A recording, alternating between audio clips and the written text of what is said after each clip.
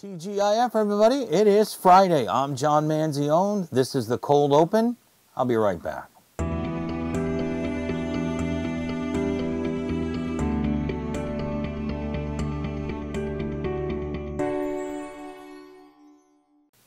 And welcome back. This is John Manzione, Cold Open. I got a couple of things to say. First, it has been a busy week. I can't believe that it was a week ago this morning that Joey and I left here and drove over to Tampa for the VCC convention. Had a lot of good times, I guess. Yeah, it was all right. We're going to do another one in Pittsburgh in June, which I've already covered that, so I don't want to spend a lot of time on that.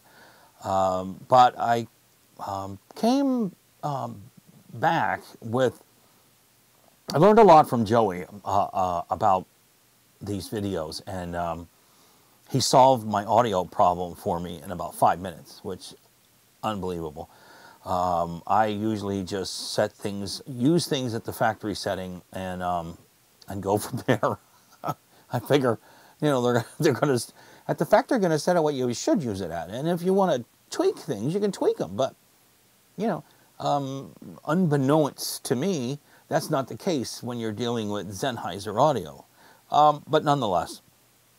So, anyway, today's review is going to be on the VaporShark RDNA from VaporShark. And this is the reason why we're doing this review, a couple of reasons. One, whenever I go to one of these conventions, I like to pick out a memento, a decent piece of hardware that I could bring back as I'm going to explain what a memento is. You know what a memento is? Yeah, put it on the shelf. Hey, I got that there, you know. So that's what I decided to do. Originally, it was going to be a custom drip tip, you know, 20 bucks. Something like that, and I found one. I found one I really liked. It was made out of glass. So, had my wife been there, she just smacked me upside the head and said, "What are you doing buying glass?" Because I'm an idiot. I'm a klutz, and so I bought it. I put it on my my tank here, and I went back to the hotel late that night. And I sat this down on the desk, and just with the slight nudge of my hand, I knocked it over, and the glass went flying. So, yeah, I was 20 bucks shot. So, you know, anyway, it was toward the end of the show, I guess, either late Saturday or I can't remember whether I bought this on a Saturday or a Sunday. Down here, and I saw the booth. They were really crowded, and I just remember that Julia had made, I think, her third attempt in the last couple of years to reach out to VaporShark and you know, do a review of one of their products. We had heard a lot of good things about them, and what's standard in all of our emails is that we will gladly send the product back, and still nothing. We didn't hear from them. So whether they didn't get it or whether they didn't care or whatever, I don't know. But so I recognized the name, and of course I recognized the RDNA, and I picked up one of the Zen ZNAs and Springfield, I think it was. And so I thought I'd go over and look at them. So I was looking at them, and they were really nice looking. They are a very decent, let's go down here to the other camera. They are a very decent looking box mod. And they have the the RDNA 40 has a lot of new features, which I will go over, and which I also went over in my written review on Spinfuel.com. And it is a good-looking device. But believe it or not, I have several box mods, and that was not the the thing that sold me on it. The thing that sold me on it was I overheard. I'm trying to look for it. So if you see me, what the hell is he doing? I'm trying to look for it. I know, here it is. I know I bought everything in here this time. So this. All right, let's go down here for a second. One more time. All right. This is how you charge the little baby. This is inductive charging.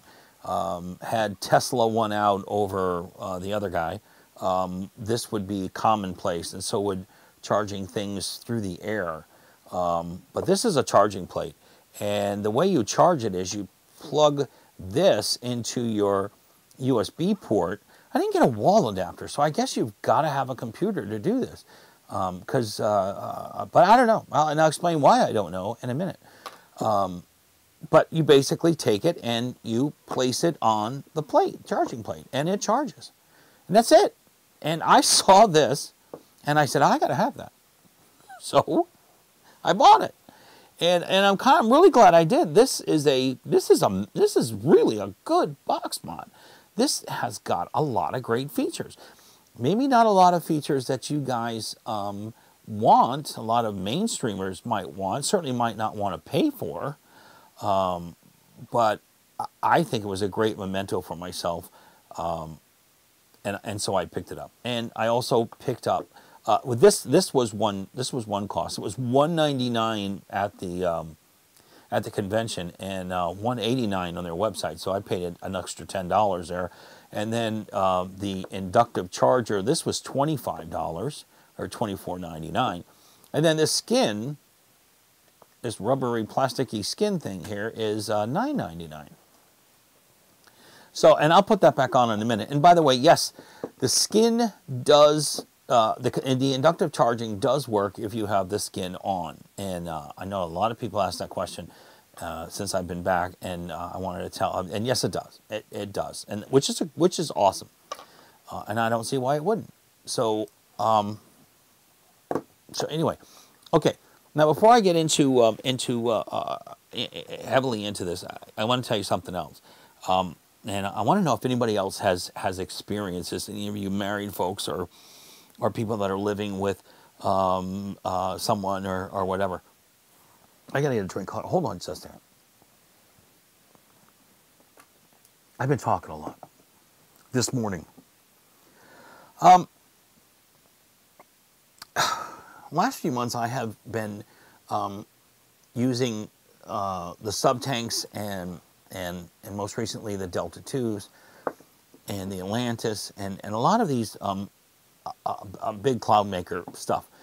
And I've changed the way I vape. I no longer vape, you know, like I used to smoke. I'm a lung inhaler now, a lung hitter, and my wife and I, Lisa and I, we go to bed pretty early, kick back, watch television, because we're old people, and so I guess we go to bed about 8 o'clock and watch TV for 3 hours and go to sleep. So usually what I've been doing is going to bed with this thing or with something else, like with a sub-ohm from Aspire, one of the sub-ohm batteries or whatever, and I would vape normally like this.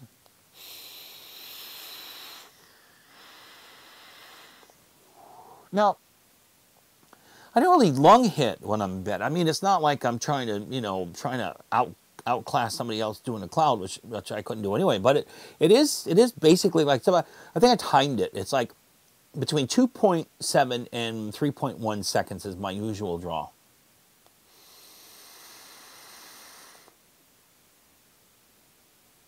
That was 2.2 seconds. So it's like that.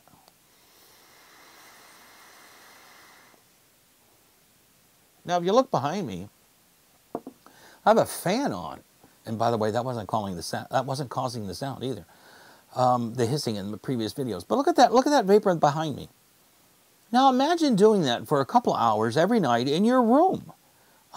With watching television with a woman who uses a much smaller device and it doesn't vape like that. I mean, like I think I explained before, she vapes like this.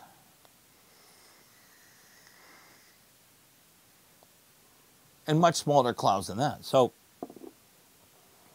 she told me this week that I needed to stop using these in the bedroom and going back to my spinners and my X-Jets. So I have been basically forbidden to use this in the bedroom. And I really can understand why. I mean, it may be fun for me, but it really does cause a lot of vapor in the bedroom, and it doesn't clear out as fast as you'd like it to. So, so there you go. That's the lesson I learned this week. All right, let's move over to this new device here. And you may notice a different setup here, down here. This is this is the same camera, okay? But and this is why I love Joey so much, because he can see the trees from the forest. You know what I mean? For me, I have so much crap going on around here. I'm so busy all the time that I cannot see the forest for the trees, or the trees for the forest, however that goes. And I don't think right anymore. So he saw the setup that I was using for the second camera, and he said, "You know, John, what you need to do," and he explained to me that I ought to buy, you know, an overhead device or a particular type of tripod or arm or whatever that could reach out and get a better angle for the camera. And I was a professional photographer for more than 30 years, and that didn't even occur to me to do that, because I didn't think they made them until I remembered what he was talking about, and then it was it was easy to find.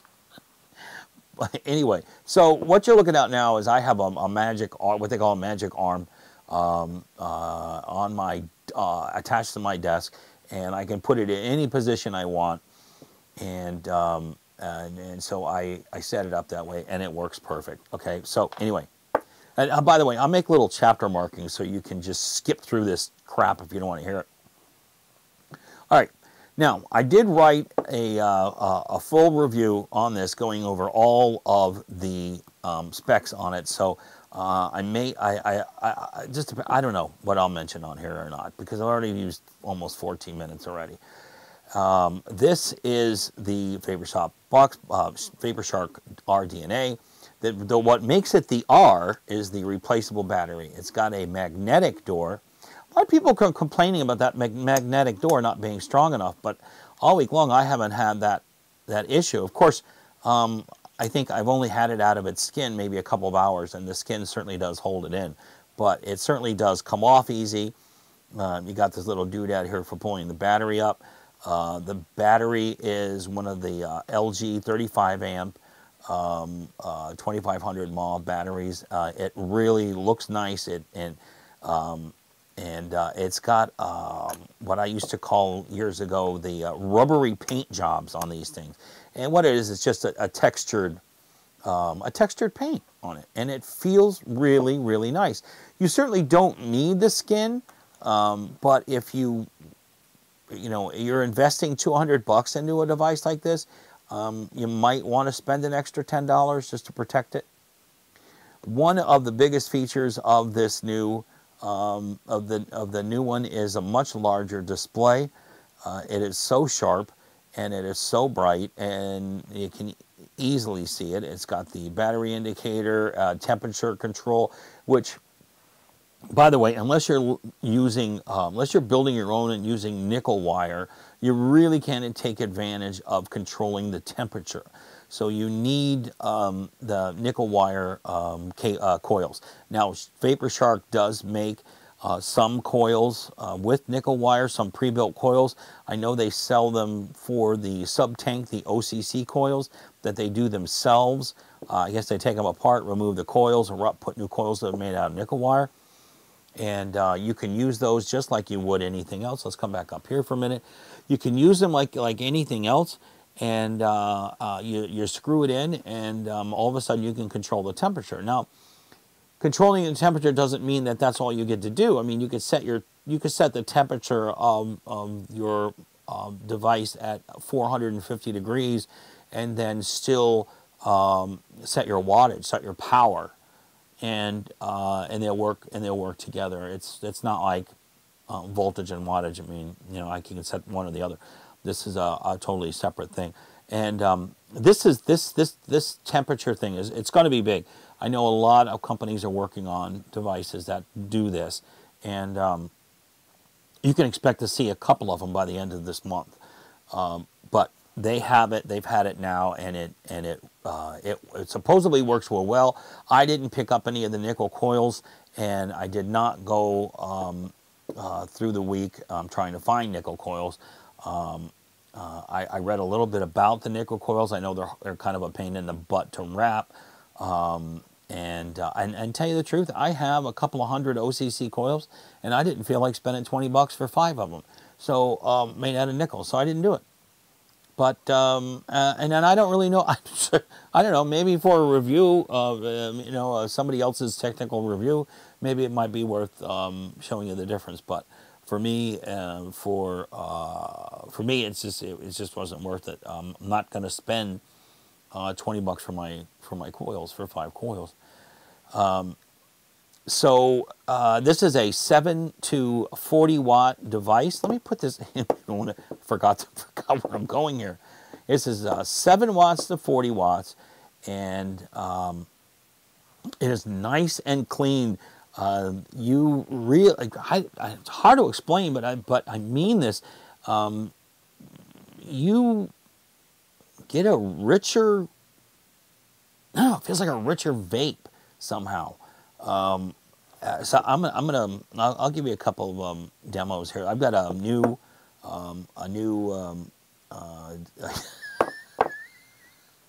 new Delta 2 atomizer. Jesus, it's gonna be great.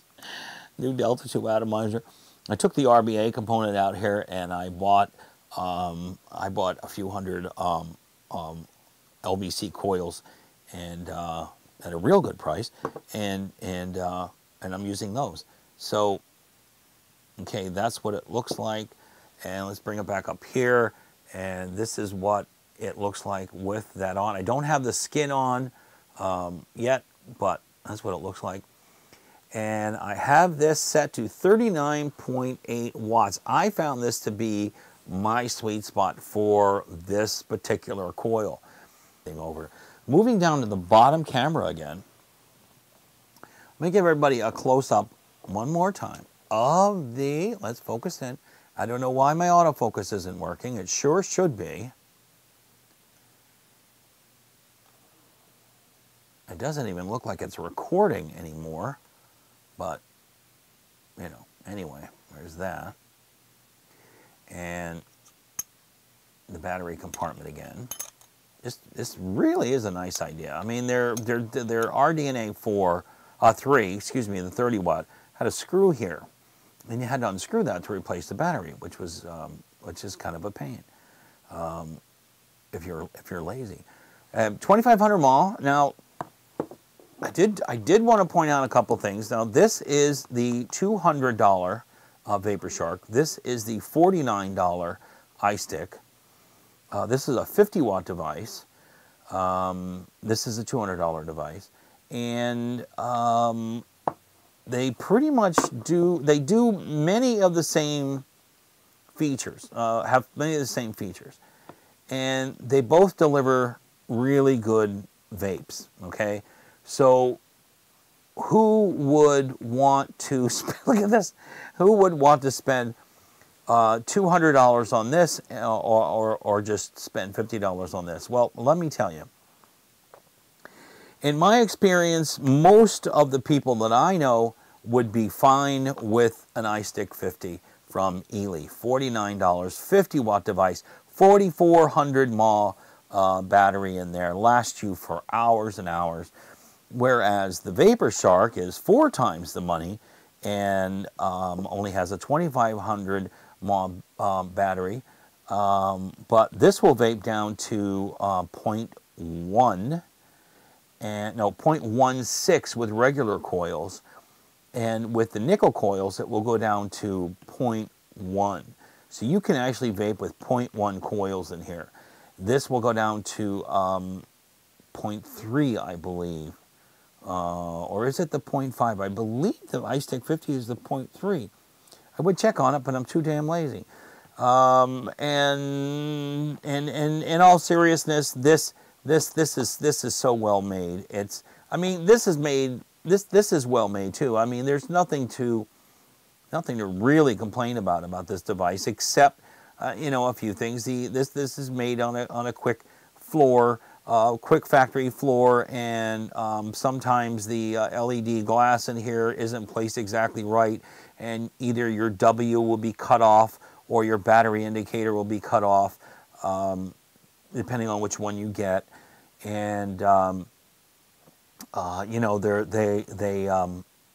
but other than that, they're good. I mean, you know, the tolerances are nice. The fitting is nice. It feels great in your hands, like the rounded edges, the whole thing. But this is and it's $50.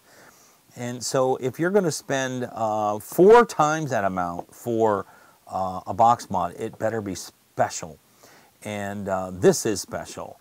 I'm not saying that everybody needs to go out and get one of these, but you will, if you had both of them side by side, you would definitely know that the firing button here is so much more solid, so much more sure than this one is. You get a feeling that this is going to last for you know, a decade, and this will last for maybe a year. The up and down buttons here, the plus and minus buttons, they're sure, they're clicky, they're solid. They really feel like they're handmade, or in other words, you know, not handmade, but not on the factory. You know what I mean? It's just they feel like a superior product, and they are. And if you have the money and you want a top of the line box mod, and you don't mind spending $200 for it, then I would absolutely recommend it. But if you don't, and you don't want to spend more than say $50, then there's absolutely nothing wrong with buying the iStick 50 either. I think in my see, I keep turning it over like, don't turn it over like this, guys, because you will fire it. Not so with this, because it's just not going to happen. It's rounded edges. If you know, if you have the money, do it. If you don't, you can certainly be happy with an iStick 50. I got nothing to gain by pushing either one, but I've used them both this week. But I got to be honest, I've used the VaporShark probably 10 times as much, and it goes especially well with the Delta 2 from Joytech and the sub-tank.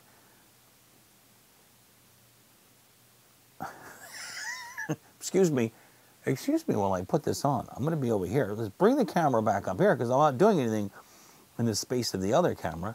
So here, let me get down here. Come on down here again. It's basically like putting on a pair of spandex. Yeah, there was a time in my life when I weighed 160 pounds, and I would put spandex on when I went riding my 10-speed. Not anymore. Okay, so, and that's basically it. And you're in, and you're solid, and it feels great. So, I'm going to give you a vape with it again. Should I? It doesn't matter if I do or don't. It really doesn't. Let's come back up here. The VaporShark is an excellent box mod. It feels, particularly if you're comparing it to the less expensive ones like the iStick, this is a solid Chevrolet sedan. And it will get you to and from work. You can take it out in the country for once in a while. You can have a lot of fun with it. And if you're on a budget, it's perfect. And they come in different colors too. However, if you're young, you don't have responsibilities, you make good money, and you're really into vaping, and you want something super cool, you want something that someone's going to go, oh my God, that's a VaporShark. And you're going to go, hey, yeah, it is. You can spend $200 and get this. I have no buyer's remorse for buying this for two reasons. One, it was my memento of the show, so there is no reason for me to feel bad. It's a tax write-off. And the other reason is it's a damn good device. It doesn't last as long as the iStick 50 as far as battery life goes. But you know, that 35 amp battery does help somewhat. So I only charge it once a day, which is pretty damn good when you consider how much I vape. So you know, it does the job. All right, so that's it. Anyway, it's spinfuel.com. I have a written video there. A written video? God, I have a written written review, couple thousand words, and it was pretty easy to write because the words just flowed because it was fun to write about this, and so there are some other things in there that you'll learn, like it's pass through vaping and things like that. If you don't want to buy the optional inductive charger, you can charge it through USB and things like that, or take the battery out and charge it, put it back in. It doesn't matter. But it is a solid device. I love the inductive charger out here. I wish others would do this because I just think it's really cool. I wish that no, never mind. I just wish everything had an inductive charging or charging through the air. That would be so cool. Last thing I wanted to mention is tomorrow, Jack and I are filming season 1, episode 1 of the Jack and John Show. We will also announce the winner to the sub-tank drawing. We've gathered all of the names up, and we're going to pick the winner. And we're going to film it tomorrow. Hopefully, if I can edit it, we will have it up tomorrow afternoon. And that's about it. Dave wanted me to mention a couple of things about Spinfuel, the magazine, since he's now the editor-in-chief. I'm still the publisher, but it's his on a day-to-day basis. Last week he introduced the Mega Menu, which is a beautiful menu system that you can navigate you through the site and find anything you want. There is an Ohm's Law page now that it's sort of like Ohm's Law for dummies, but in a very respectful way. It kind of explains what Ohm's Law is, how to use it. And there is a custom-made, custom-written Ohm's Law calculator that Kair, another employee of mine, wrote for us from scratch. And it works perfectly. I tried it out a few times. As a matter of fact, we had several vapors that I know try to bust it, and it didn't break, so it was perfect. As of yesterday afternoon, we can reach out all over the world now because you can, if you wanted to, you could translate our webpage and every article in it into more than a dozen languages, including Chinese, Japanese, Russian, German, French, Swedish, you name it. And it's on the fly, and it is wicked fast. I tried it on a few of them, and I mean, I click the button and I scroll down to the content, and there it is. It's done, and it draws it out beautifully. And I grabbed some copy and copied it onto my clipboard on my computer. Went over to an official translator, put it in, and it translated it back out in English perfectly. And so it's really cool. So I think Dave wants to reach out to a lot of native-speaking French, Germans, Swedish, Chinese people and allow them to read our content without having to translate it, which I think is pretty cool. It was a really good idea, something we should have done a couple of years ago, but I was just too damn lazy. So Dave's like 30 years younger than I am, so he should be doing a lot of really cool things that perhaps I should have been doing. But I'm old and I should be forgiven. And I'm sick too, so, you know. Anyway, So we will see you tomorrow with Jack and the Jack and John show. This is John Manzione from the Cold Open. It was nice that you dropped in to see me. I hope you stayed through the whole 40-minute video. I don't know how the hell it got that long. But have a good weekend. And don't forget The Walking Dead on Sunday night. Take care.